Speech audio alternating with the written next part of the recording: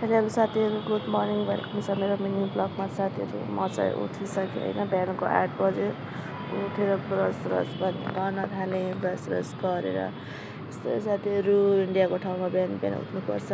Brush गरेँ अनि brush गर्दै मेरो दिमागमा चाहिँ के कुरा खेलिरहेको थियो भने साथीहरू, आज चाहिँ के गर्ने भनेर होइन। त्यसपछि म चाहिँ फटाफट फ्रेस भएँ। फ्रेस भइसकेपछि चाहिँ अलिअलि फ्रेस भएको साथीहरू, अन्त नुहाउनै छ मेरो।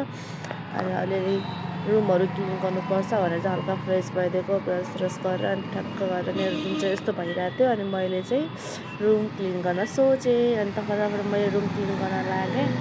रुम क्लिन गर्दै साथीहरू, म चाहिँ आज हल्का टेन्सनमा थिएँ होइन। त्यही भएर चाहिँ अनि यस्तै गर्दै मैले फटाफट रुम क्लिन गर्न थालेँ। रुम क्लिन गर्दाखेरि केही मनै लाग्दैन क्या साथीहरू। बिहान उठेर फेरि पनि के गर्नुपर्ने हुन्छ, कामहरू नगरेर पनि हुँदैन। त्यही भएर चाहिँ मैले फटाफट रुम क्लिन गर्न थालेँ। रुम क्लिन गर्दाखेरि चाहिँ दिदीले त चिया पिउने भनेर सोध्दै थियो। मैले चाहिँ नै भनेर भने। अन्त म फटाफट रुम क्लिन गरेर काममा जानुपर्छ नि त। त्यही भएर अनि फटाफट क्लिन गर्नुपर्छ अन्त फटाफट रुम क्लिन गर्न थालेँ। अनि त्यसपछि चाहिँ मेरो रुमको लुक यस्तो भयो क्या साथीहरू, चट्ट पारेर होइन।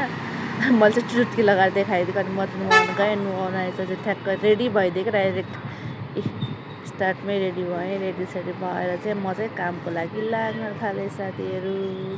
कामतिर जानु पऱ्यो। कामतिर गएर पनि यसो हिँड्नु पऱ्यो भनेर कामतिर लागेँ। कामतिर जाँदा हजुरलाई पनि देखाउँछु मेरो डेलीको रुटिन भनेर चाहिँ मैले देखाएको क्या साथीहरू।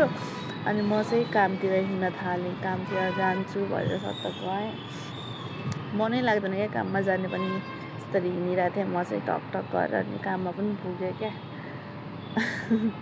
काममा पनि पुगिसकेपछि यस्तो काम नगर पनि हुँदैन। पछि म चाहिँ हेरिरहेको थिएँ क्या, कस्टमरहरू त छैन भनेर।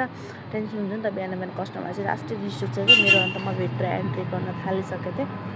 अनि एन्ट्री गर्ने बेलामा चाहिँ मलाई टेन्सन हुन्छ क्या, कस्टमर छ कि छैन भनेर। आफूले म काममा पुगेँ भन्दै गइरहेको थिएँ होइन। के गर्ने, आफूसँग बोल्ने आफूसँगै रमाउने भने जस्तै हो क्या। अन्त कोही कस्टमर छ कि भन्दा हेरेँ, म्यामलाई नमस्ते गरेँ। अनि भगवान्लाई पनि आजको दिन राम्रै जाओस् भनेर देखाएँ होइन, भने। अन्त मैले आफूलाई देखाएँ यस्तो भइरहेको छु म आज भनेर देखाएँ। ठ्याक्क मैले आफ्नो कामहरू स्टार्ट गर्न थालेँ। कामसँग स्टार्ट गरेपछि साथीहरू गर्नै पऱ्यो। काम त स्टार्ट नगरेर हुँदैन। मेरो चाहिँ डेलीको बिहानको रुटिन होइन। अनि आफ्नो कामसाम फटाफट भ्याउनुपर्छ। नगरेपछि त हुँदैन।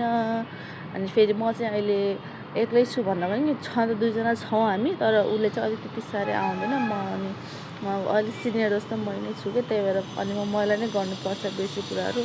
त्यही भएर चाहिँ म देखाइरहेको थिएँ हजुरहरूलाई। अन्त गाउन टक्क मिलाउनु थालेँ। गाउन मिलाउनु पऱ्यो साथीहरू। म चाहिँ स्किन ब्युटिसियन हो होइन। हजुरहरूले सोध्नुहुन्छ के काम गर्छ भनेर। म चाहिँ ब्युटिसियन हो। त्यसपछि ट्याक्क मेरो साथी पनि आयो कि। अनि मेरो साथीलाई यता हेर्न भनेर भन्दै थियो। उसले फेरि त्यस्तो मतलब गएको पनि फेरि हाई गर भन्दै हाई गरेँ होइन। ठ्याक्क मेरो साँझको छुट्टीको बेला भयो साथीहरू। म चाहिँ उसलाई छोड्न कामतिर गएँ। ऊ आफ्नो घर जान लाग्यो। म उसलाई बसको छोड्न गएँ साथीहरू। किनकि उसको घर टाढा छ नि त, उसलाई पुऱ्याउनु जानुपर्ने हुन्छ नि। त्यही भएर अनि म घर आएँ। घर आउँदा मैले सुनेँ भाइको बर्थडे भनेर होइन। म चाहिँ चट्ट रेडी भएर मम्मीसँग भाइको बर्थडे मनाउनु जानु थालेँ। मलाई थाहा थियो साथी, तर त्यति फिक्स नै थाहा थिएन। अनि म मम्मी दिदी भएर हामीहरू चाहिँ घुम्न गयौँ। घुम्न भन्नाले भाइको बर्थडेमा गयौँ। भाइलाई चाहिँ थाहा थिएन दिदी आउँदैछ भनेर होइन।